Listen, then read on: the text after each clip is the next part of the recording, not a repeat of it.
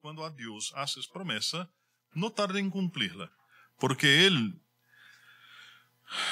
no se complace en los insensatos. Cumple lo que prometes. Mejor es que no prometas y no que prometas y no cumplas. No dejes que tu boca te haga pecar, ni digas delante del ángel que fue ignorancia. ¿Por qué harás que Dios se enoja a causa de tu voz y que destruya la obra de tus manos? Donde abundan los sueños, también abundan las vanidades y las muchas palabras. Mas tú teme al Señor. Oremos. Gracias te damos, Señor, por su palabra. Que tu, Señor, a través de tu Santo Espíritu, Señor, nos haga comprenderla. Y no solamente comprenderla, Señor, sino que ponerla en práctica en nuestras vidas. Gracias te damos, Señor, en el nombre de Jesús. Amén. Hermanos, yo no sé si alguna vez has imaginado perder alguno de los sentidos.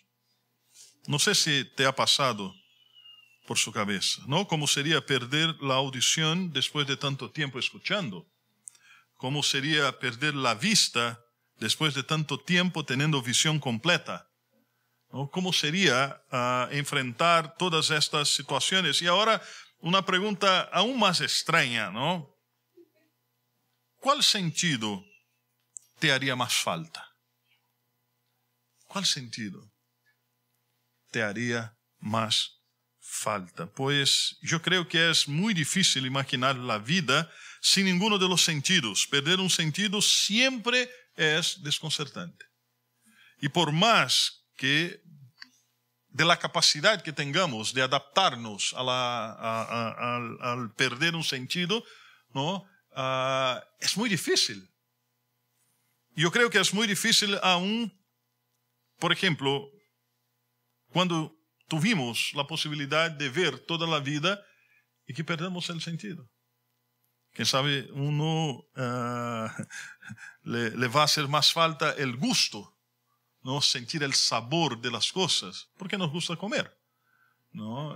Durante el COVID que tuvimos, algunas personas perdieron esta capacidad, ¿no? Yo conversé con algunos y me decía, es horrible comer cosas y no sentir el sabor, ¿no? Entonces, pero a cada uno de nosotros efectivamente podemos reaccionar de manera distinta a la pérdida de algún sentido. Y pensando en esta pérdida específicamente, me recuerda algo que quién sabe hemos experimentado y algo que todos nosotros hemos perdido en algún momento: la comunión con el Señor. Podemos perder, quién sabe, nos impacta perder la vista, perder la audición, ¿no? No sentir sabor, no poder tocar y sentir algunas cosas. Pero a veces no nos hace falta la comunión con el Señor. Y cuando la perdemos, nos acostumbramos a esto. Cuando la perdemos, no es algo que nos impacta. Seguimos la vida, porque parece que nuestra comunión con Dios es tan básica y a veces no tan valorada que cuando la perdemos, ¿no? Una cosa es perder un billete de 10 lucas. Otra cosa es perder una monedita de 10 pesos. Nadie vuelve a buscar 10 pesos, pero 10,000 pesos ya es distinto, ¿no? Ya causa este impacto. Y en este sentido, parece que nuestra comunión con el Señor se está como la moneda de 10 pesos. Si la perdimos, no nos preocupamos en volver para buscar. Seguimos el rumbo de la vida. Nosotros seguimos caminando. Y quiero comentarles algo que me preocupa mucho, porque al perder la comunión con el Señor, todo, absolutamente todo, se volvió confuso. Y no sé si has pensado en esto. Una de las maneras que mantenemos la comunión con el Señor es a través del culto. O sea, venir al culto, hermanos, no es solamente el acto que hacemos en el domingo. No es solamente despertar temprano y venir. No. Porque en el culto nosotros tenemos la posibilidad de seguir alimentando nuestra comunión con el Señor. El Señor nos ha dado un día de adoración semanal para estar en contacto con el pueblo de Dios y para que podamos aferrarnos semanalmente a algo que es sólido. Zygmunt Bauman, que es un filósofo, fue un filósofo y escribe un libro muy bueno llamado Modernidad Líquida, que es excelente, que Bauman retrata esta cuestión relacional, cómo están los relacionamientos hoy en nuestro tiempo. Son extremadamente líquidos. Hace 3 semanas en CES nosotros tuvimos un encuentro de matrimonios sólidos en tiempos líquidos, conversando acerca de ese tema, ¿no? Y miramos claramente que esto se expande para los relacionamientos. Vivimos relacionamientos líquidos. No hay solidez en los relacionamientos. Entonces, Dios da a su pueblo un día a la semana para la adoración. Y Él hace esto exactamente para que en tiempos líquidos, en tiempos de vapor, en tiempos de vanidad, podamos aferrarnos a algo sólido y recordar lo que solía ser nuestra comunión con Dios y al mismo tiempo que señala hacia el futuro, hacia el tiempo en que seremos restaurados. El culto tiene esta idea.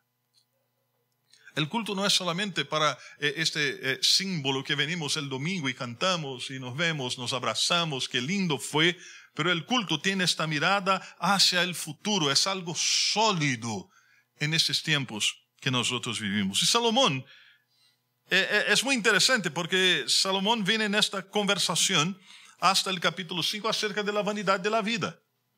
¿No? Todo es vanidad. Y de repente él para y comienza a tratar de un tema que es el culto. Porque aquí Salomón está hablando acerca del culto. Y él comienza a hablar acerca del culto, ¿no? Y él nos hará considerar cómo nos acercamos a Dios en adoración. Si realmente entendemos lo grandioso que es el evento cuando el pueblo de Dios se reúne en el culto. Por esto el culto no es algo común y corriente. Y debemos entender esto. Y debemos priorizar estar en el culto. ¿Por qué? Porque el culto es adoración comunitaria. Hay que recordar, hermanos, la iglesia es individual, pero es primariamente comunitaria. Somos iglesia cuando nos reunimos. ¿No? No tiene esta idea. Yo sé que nos gustan los eslogans, los clichés, ¿no? Algunos decían, no importa que no vayas a la iglesia, tienes que ser iglesia donde tú estás, ¿no? Esto es una mentira. Porque iglesia, en lo esencial, es cuando el pueblo de Dios se reúnen, cuando estamos juntos. En la adoración comunitaria, en el día a día, nosotros reflejamos el Evangelio. Pero no somos iglesia en el día a día. Somos iglesia en el culto.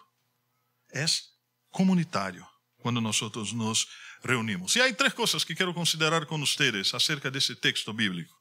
La primera cosa es que en un mundo de vapor, la adoración nos une a algo que es sólido. Vea lo que dice el verso 1. Cuando fueres a la casa de Dios, guarda tu pie y acércate más para oír que para ofrecer sacrificio de los necios, porque no saben que hacen mal. En toda la discusión de perseguir el viento acerca de la vanidad, Salomón escribe sobre la adoración. Y cuando estoy hablando de adoración, hermanos, no estoy hablando del hecho de cantar. Porque hay gente que no confunde, ¿no? Hay unos que dicen, hermanos, ahora vamos a adorar al Señor, y el equipo de alabanza comienza a tocar y cantar, ¿no? La adoración es todo, absolutamente todo lo que hacemos en el culto. Entonces, Salomón comienza a hablar de ese tema, pero lo que quiere recordarnos Salomón, que el culto a Dios nos conecta con algo sólido, algo que dura en medio de cosas tan efímeras y tan desechables en nuestro día a día. Cuando fueres a la casa de Dios, guarda tu pie y acércate más para oír que para ofrecer sacrificio, el sacrificio de los necios, porque no saben que hacen mal. Y es interesante cuando Salomón dice, atención, cuando vayas al culto, no te acerques al necio. ¿Y por qué Salomón hace esta clase de advertencia? El culto, hermanos, es un momento en que nos unimos a algo verdaderamente sólido e importante. Es una instancia en que participamos de los momentos anclados en la eternidad. Lo que hacemos en el culto impacta nuestro día hoy, pero mira hacia la eternidad. Y Salomón trata de ese tema. Hermanos, pocas cosas son tan asombrosas como el hecho de que el pueblo de Dios redimido se encuentre con Él en comunión, servicio e instrucción. En el culto nosotros hacemos esto. Encontramos con el Señor, nos unimos a Él y a los otros en adoración, en instrucción, en servicio. Por eso participamos del culto. En el culto somos recordados y somos dirigidos hacia lo que nosotros seremos. Entonces el culto no es solamente una mirada en el hoy. El culto es una mirada hacia el futuro, a lo que el Señor nos ha preparado.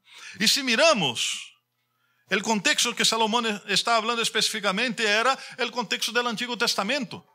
Salomón se refiere a leyes del culto y cosas del culto que están en Levíticos, cuando el Señor instruye y trae obviamente todo el proceso, cómo debería ser el culto. Y Salomón está hablando específicamente del templo, que era llamado la casa de Dios.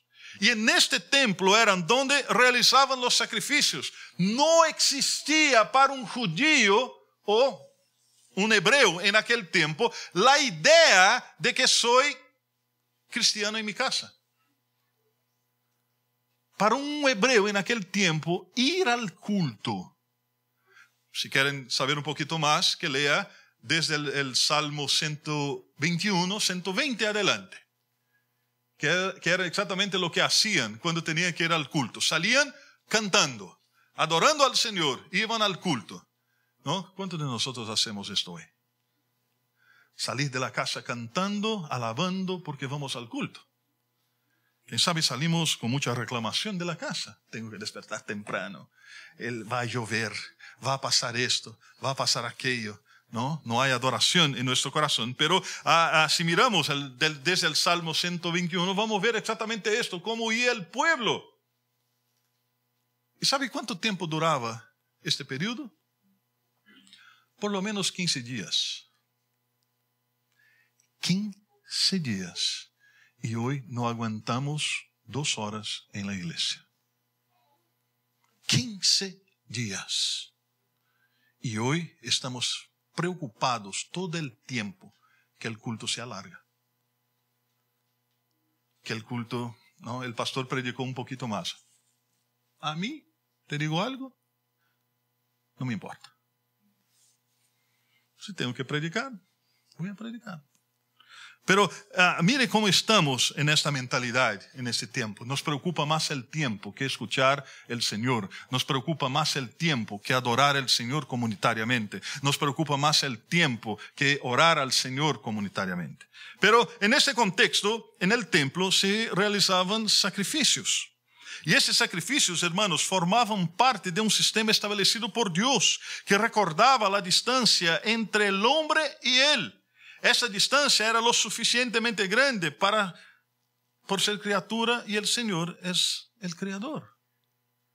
Pero essa distância se alarga aún mais, porque o pecador se aleja del Senhor. ¿No? Y había un sistema, hermanos, establecidos por Dios. No era el sistema, podemos decir, más bonito, porque había mucha sangre. Toda ofrenda ofrecida al Señor era entrega en sacrificio. ¿No? Quién sabe, los que participaban de ese culto, quién sabe, el propio sacerdote, ¿no? Se parecía más al chico de la carnicería. Cuando llegamos ahí, no sé si han visto, ¿no? En algunas carnicerías, cuando llega ahí, tiene un delantal blanco, pero es rojo, ¿no? Porque todo el tiempo está lidiando con la carne y se ensucia. El sacerdote en algún momento estaba así, porque él ofrecía sacrificio. El sacerdote era aquel que ejecutaba. Y uno puede pensar que, ¿cómo Dios puede hacer esto? Porque así Él lo estableció y de esta manera que debería ofrecer culto al Señor. Y los sacerdotes y aquellos que estaban en el templo tenían la obligación de hacer tal cual el Señor había mandado. ¿Y qué podemos entender de esto? Que el culto al Señor no es de cualquier manera. Que el culto al Señor no es como yo quiero. El culto al Señor no es cuando yo quiero. El Señor establece que el culto a Él es permanente. Por eso nos llama a reunir, por eso nos llama a estar juntos. Hermanos, me asusta cuando yo tengo que convencer cristianos que vayan al culto. Me asusta tremendamente cuando tengo que convencer a un cristiano y decir, ¿sabe qué, hermano? Tienes que ir al culto. Porque esto debería ser normal. En el sentido de que algo tan precioso y tan importante para mí que no puedo dejar de estar. Que no puedo dejar de participar. Pero ¿cuál es? Efectivamente hay esta mentalidad moderna, ¿no? Yo voy al culto cuando yo quiero. Cuando yo pueda. Peor, cuando me sienta bien. Hoy no me siento bien para adorar al Señor. Arregle tu problema. Ore, clame al Señor y venga a adorar al Señor comunitariamente. ¿Por qué? Porque la adoración a Dios es este momento, hermanos, que nos une al Señor, ¿no? Y es interesante observar porque en la Escritura Dios rechaza el culto. Yo creo que no pensamos mucho en esto. Pensamos que todo lo que ofrecemos al Señor, Él acepta alegremente, incluso cuando hacemos mal la cosa. Incluso cuando no cultuamos al Señor como deberíamos cultuar, pensamos, ya, cumplí. Porque muchos de nosotros con el culto es así, cumplí. ¿No? Ya fui un domingo, ya participé de la cena del Señor, ya hice mi parte. Pero hay algunos ejemplos donde Dios rechaza el culto. ¿Recuerda de Caín? Génesis 4. El becerro de oro de Éxodos capítulo 20, verso 4. Nadab y Abiú. ¿Recuerdan? Levíticos 10. Y Ananías y Zafira. Hechos capítulo 5. El problema de Ananías y Zafira, hermanos, no fue que sacaron la plata. Fue la mentira y la codicia de sus propios corazones. El Señor rechazó.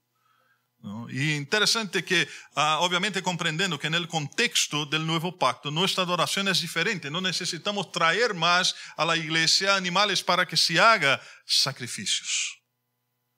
¿No? Porque Cristo ya cumplió todas estas cosas por nosotros. Pero el culto sigue siendo importante.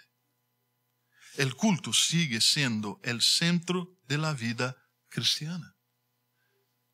Y si no tenemos esto comunitariamente, hermanos, si no valoramos esto, es fácil no acostumbrarse, ¿no es? Acostumbrarse a algo es difícil. En algunas cosas, obviamente. Pero también no acostumbrarse también es fácil. Yo comienzo por lo general, cuando comienzo en esta cosa del culto, ¿no? Yo comienzo pensando, no voy este domingo. Incluso siento dolor de conciencia. Me quedo en la casa, ¿no? Y si pasa algo malo, entonces algo no resultó en este día, el Señor me está castigando porque no fui al culto. Tenemos esta inclinación. Pero viene otro domingo y yo comienzo a pensar, no fue tan malo. Me quedé bien. Y probablemente el tercer domingo ya va a decir, ¿sabe qué? Ni me acuerdo que tengo que ir al culto. Porque nos acostumbramos a esta cosa. Nos acostumbramos a este ritmo de vida. Entonces, el culto para nosotros, hermanos, es el centro. es donde Dios se encuentra con su pueblo a través del culto. El Señor se encuentra conmigo todos los días individualmente, a través de mi devocional, a través de mi vida de oración, a través de los momentos que yo tengo con Él en mi casa. Pero el Señor se encuentra con su pueblo cuando nos reunimos en la iglesia. Debemos estar atentos a esto, hermanos, para que no pongamos el culto en segundo lugar. Los puritanos tenían una dinámica que el día del Señor era el día del Señor.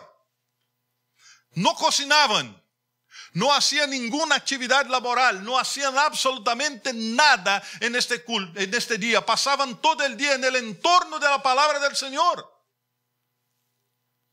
No hacían nada.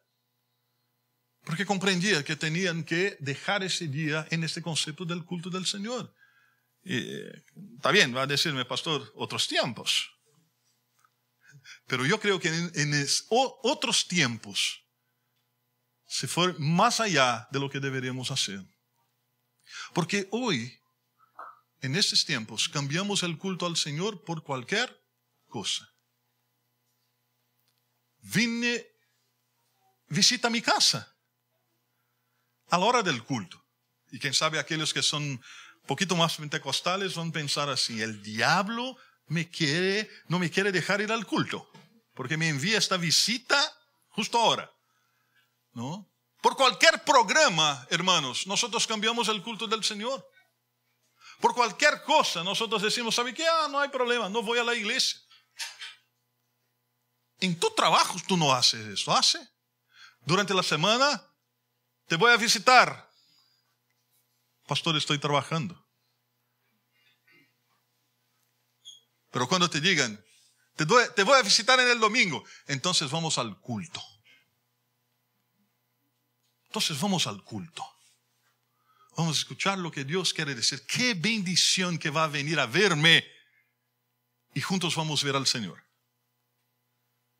Porque es un tema de prioridad específicamente. Y debemos tratar esto. Y esta prioridad, hermanos, nos hace entender lo que es importante para nosotros. En el culto, Dios se encuentra con nosotros y calma nuestros corazones atribulados al mismo tiempo que suaviza nuestros corazones endurecidos. Nos enseña a través de su palabra leída, cantada y predicada, y al mismo tiempo reajusta nuestros corazones desordenados. Esto hace el Señor en el culto. Pero, ¿te gusta adorar? ¿Ir al culto es algo que te brinda placer y alegría o es una obligación? Sé sincero contigo mismo. ¿Disfrutas de la adoración o tienes una lista de 30 cosas que preferiría estar haciendo en lugar de estar en el culto con otros hermanos? ¿Te llenas de alegría cuando se acerca el domingo o buscas formas o maneras de escapar de él? Esto indica claramente cómo está nuestro corazón delante del Señor y qué importancia nosotros hemos entregado al culto. Entonces, el culto es importante, ¿por qué? Porque nos une a algo sólido en tiempos líquidos, en tiempos de vapor.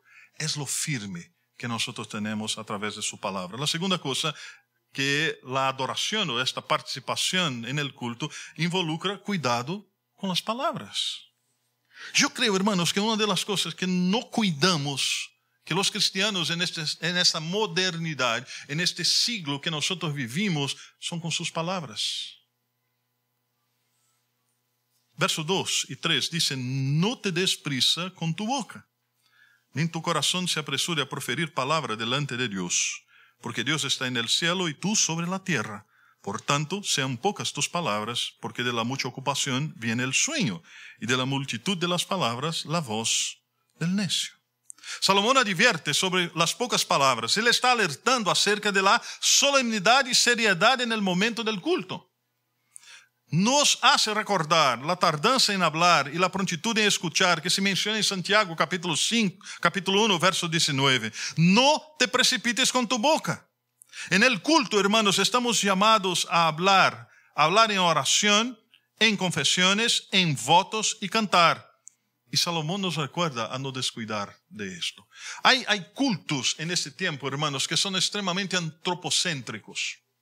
Hay cultos en ese tiempo que están extremadamente centrados en la necesidad del individuo, ¿no? Para que el Señor lo bendiga, para que el Señor los prospere. Queremos hablar en el culto, pero no hablar de la manera que el Señor espera, que es hablar en oración y es hablar cantando. Nosotros somos inclinados, siempre que venimos al culto, presentar demandas a Dios. Y parece que ya vamos con esta idea. Venimos al culto solamente para hablar, para pedir, para buscar del Señor, y poco venimos con la disposición de escuchar lo que el Señor quiere hablar en nuestro corazón. Y a veces somos muy frívolos con la presencia del Señor. Estamos en su presencia, pero nos comportamos como si no estuviéramos en su presencia. Estamos aquí, pero nuestra mente, ¿dónde está? En el almuerzo que tengo que hacer después del culto, en el asado que tengo que preparar la parrilla, en la empanada que espero comamos en la novena, si aún no, oren por nosotros. Estamos preocupados con estas cosas. Nuestra mente no está cautiva del momento del culto, donde nuestra mente esté plenamente enfocada en el Señor y su voluntad. Donde al invés de atar Satanás, atemos nuestra propia mente a la voluntad del Señor para escuchar su voz, para saber lo que Él quiere de nosotros. Muchas veces estamos escuchando la palabra del Señor con completa falta de atención. Muchas veces ni siquiera, hermanos, recordamos el texto bíblico. No les pido mucho cuando salgamos de la iglesia que recuerde todo mi sermón, pero por lo menos el texto bíblico. Por lo menos el texto bíblico. Y a veces estamos en esto. Entramos y salimos tal cual nosotros entramos, porque no me importa absolutamente nada de lo que ha pasado en el culto. En otros momentos estamos pensando en cosas completamente ajenas a este momento. Tenemos los oídos cerrados al Evangelio, con los corazones completamente endurecidos ante Dios y su palabra. El momento de adoración ya no es un momento de expectativa sobre lo que hará Dios, sobre lo que va a hacer el Señor. Cuando me desperto por la mañana, es domingo por la mañana, que mi corazón esté lleno de expectativa con lo que va a hablar el Señor y lo que va a hacer el Señor en este día. ¿Quién sabe? Hemos olvidado que Dios es altísimo, es todopoderoso, es el centro de todas las cosas. Entonces debemos tener cuidado de no venir al culto con la soberbia de hacer demandas a Dios. No debemos venir al culto pensando que Dios tiene la obligación de atender todo lo que yo quiero. Dios es el creador, Él está en el cielo y nosotros estamos en la tierra. Por algo nos dice, ¿no? Porque estoy aquí y Él está en el cielo. Debemos cuidar nuestras palabras, hermanos, no solamente en el términos de la reverencia que nosotros debemos tener en el culto, pero sino también en el día a día, reverencia al Señor, cuidar nuestros pensamientos, cuidar nuestras palabras. Hermanos, hay chistes que nos alejan del Señor. Hay cosas que hablamos y conversaciones que tenemos durante el día que no glorifican absolutamente nada a Dios. Y debemos comenzar a pensar que el Señor sabe de esas cosas. El Señor te escucha. ¿Por qué? Porque somos así. Tenemos esta idea de que el Señor nos escucha, ¿no? Voy a orar al Señor y el Señor me va a escuchar. El Señor te escucha en todo. Cuida tus palabras. Cuida tus palabras. Porque el Señor sabe absolutamente de todo. Entonces, lo que debemos hacer es tener una actitud de adoración al Señor, delante del Señor, no enteramente en hablar o demandar, sino que sentarnos comunitariamente, escuchar lo que Dios nos habla y escuchar lo que quiere el Señor para nosotros. Y desde ahí entonces comenzar a tener esta actitud delante del Señor. A menudo, hermanos, el culto se convierte en un momento donde todos quieren hablar. Cada uno quiere contar su historia, su tradición. Ocurren todos los tipos de conversación y a menudo nos damos cuenta de la seriedad de lo que decimos delante de Dios. Falta atención. No prometas lo que no vas a cumplir. Y somos buenos para hacer promesas. Principalmente el 31 de diciembre. ¿No? El 31 de diciembre es el día de las promesas. Voy a entrar al gimnasio el 1 de enero, aunque no abra el gimnasio, pero el 1 de enero voy a estar en el gimnasio. Voy a leer más la Biblia. Voy a orar más. Voy a hacer... Somos buenos para prometer, pero somos pésimos para cumplir. Somos pésimos para cumplir. ¿Y sabe qué es lo peor? Ya es triste hacer una promesa a alguien y no la cumplir. Pero es horrible hacer promesas a Dios y no cumplir. ¿Sabe qué? Porque tratamos a Dios casi como un igual. Da lo mismo. No da lo mismo cuando tú rompes una promesa con una persona y cuando tú lo haces con Dios. No da lo mismo. Porque el propio Dios nos dice, si no vas a cumplir, no prometa. Es extremadamente amoroso en este sentido, o sea, extremadamente conocedor de nuestro propio corazón. Pero Él dice, yo no te obligo a hacer un voto. Pero si votas, cumple. Entonces, ten cuidado con sus palabras. Y cuando digo que en el culto, hermanos, tenemos total falta de atención, principalmente en estos tiempos de redes sociales, de internet, ¿no? Es que en algún momento, ¿cuántos de nosotros ya no usamos la Biblia que está en el celular para tener la excusa para dar una miradita en Instagram? Lo que está pasando. No, pastor, estoy leyendo la Biblia. 2 segundos, ve un like ahí en Instagram. Falta de atención. Cuidado. Estar en el culto y no tener el corazón enfocado allí es pura tontería. Este momento es para quietar la mente, silenciarse delante del Dios Santo. Es una tontería, hermanos, tener un momento como este y no nos acercarmos al Eterno. Y no aprovecharmos y no disfrutarmos. La adoración va a durar para siempre, pero tu equipo de fútbol, el viernes perdimos, pero va a pasar. Tu trabajo, cualquier otra cosa que te preocupe durante el culto pasará, pero la adoración a Dios va a atravesar toda la eternidad. ¿Sabe qué es lo que deberíamos hacer el domingo cuando entramos por esta puerta que está ahí? Cambiar el switch. Todas nuestras preocupaciones ponemos en la mano del Señor y entramos a este lugar y adoramos a Dios como si no tuviéramos ningún problema. Y alabamos a Dios como si el mañana no va a existir, con todo corazón, con todo compromiso profundo de nuestra alma. Podemos acercarnos al Señor. Y por último, hermanos, la adoración o el culto implica en la acción y pensamiento. Capítulo 5, del 4 al 7 dice, cuando a Dios haces promesa, no tarde en cumplirla, porque Él no se complace en los insensatos. Cumple lo que prometes. Mejor es que no prometamos y no que prometas y no cumplas. No dejes que tu boca te haga pecar, ni digas delante del ángel que fue ignorancia. ¿Por qué harás que Dios se enoje a causa de tu voz y destruya la obra de tus manos? Donde abundan los sueños, también abundan las vanidades y las muchas palabras, mas tú teme al Señor. ¿No? Entonces, como yo dije, hay muchas cosas en nuestro culto que incluyen votos. ¿No? Tratamos del matrimonio. El matrimonio es un voto que hacemos. Cuando participamos de la cena del Señor, hay votos que están en la cena del Señor. Cuando tenemos una ordenación de presbíteros, de diáconos, de pastores, hay votos que están en estos procesos. Entonces, pesa tus palabras antes de prometer.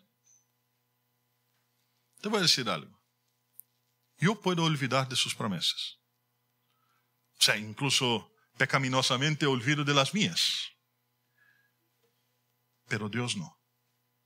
Él sabe absolutamente cada una de sus promesas, ¿no? Pesa tus palabras antes de prometer. Hacemos diversas promesas que se desvanecen como el polvo.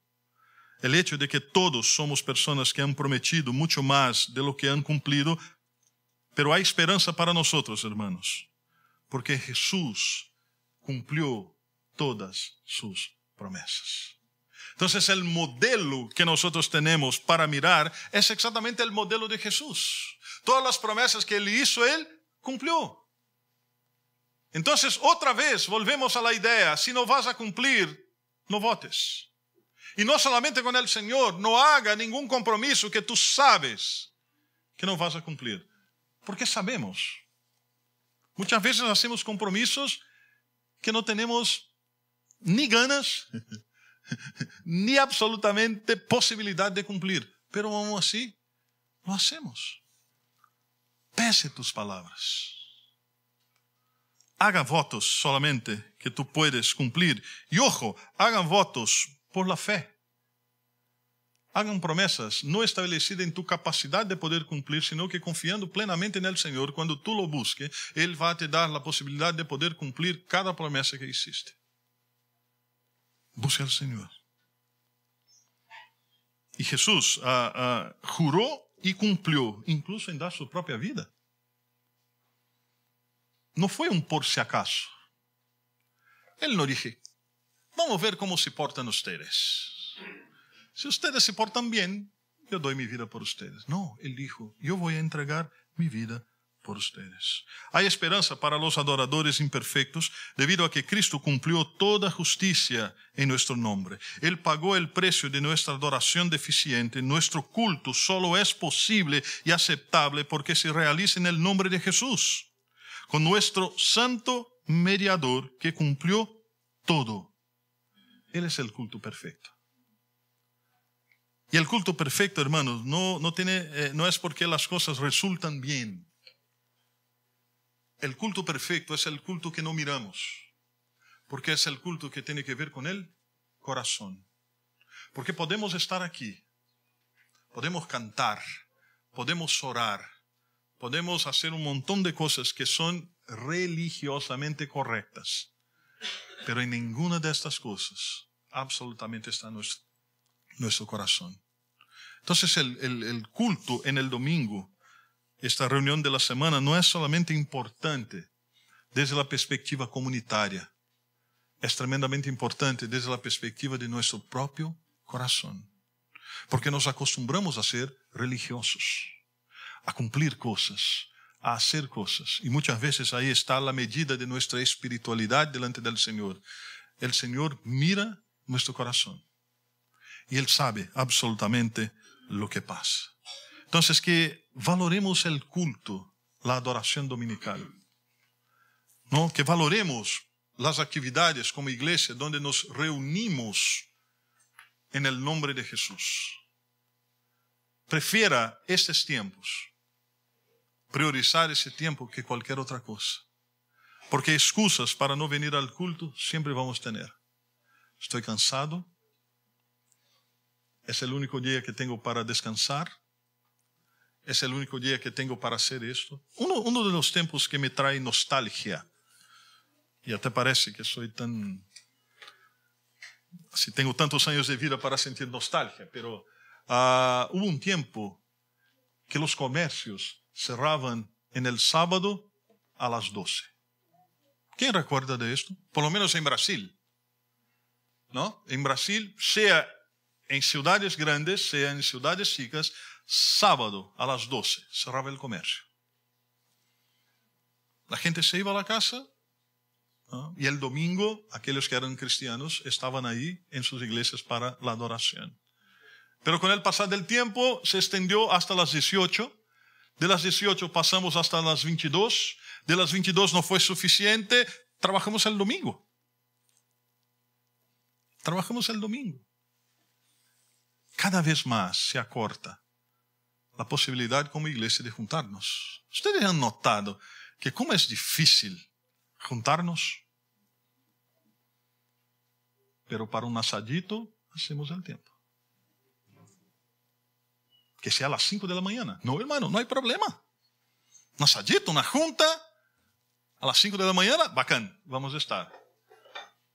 Pero para las cosas del Señor, para el culto, para la reunión de oración, para la reunión de damas, para la reunión de varones, para la reunión de jóvenes, todas las reuniones que tenemos, siempre hay dificultad. Y eso demuestra claramente lo que nosotros priorizamos. Que el Señor nos ayude. Que el Señor transforme nuestra perspectiva acerca del culto y que entendamos que el culto es algo que nos dio el Señor para juntos adorarnos su nombre. Oremos. Señor, te damos gracias por su palabra y que nos llama atención, Señor, a lo que debemos priorizar en nuestra vida. Y debemos priorizar estar en tu presencia, Señor, individualmente, a través de nuestra vida devocional, lectura de su palabra, y comunitariamente, en el culto. Porque así tú has establecido, Señor. Y que juntos, Señor, en la adoración, en cantar, en escuchar tu palabra, tu nombre sea glorificado. Ayúdanos, Señor, porque sabemos que es tremendamente difícil, Señor. Nos inclinamos muchas veces a no querer hacer. Pero la adoración a ti, Señor, no se trata de querer. Es una obligación que tenemos delante de ti, Señor. Por todo y absolutamente todo lo que hiciste por nosotros, lo que haces por nosotros y lo que vas a hacer en el futuro. Ayúdanos, Señor. Y gracias porque podemos reunirnos libremente, Señor. Siempre escuchamos de pueblos, de países donde tu iglesia no puede reunirse, Señor. Y cómo tiene esta ansiedad, este deseo de reunirse. Y nosotros que tenemos plena libertad, muchas veces despreciamos y no valoramos este momento. Ten misericordia de nosotros, Señor, y nos dé tu gracia. En el nombre de Jesús. Amén.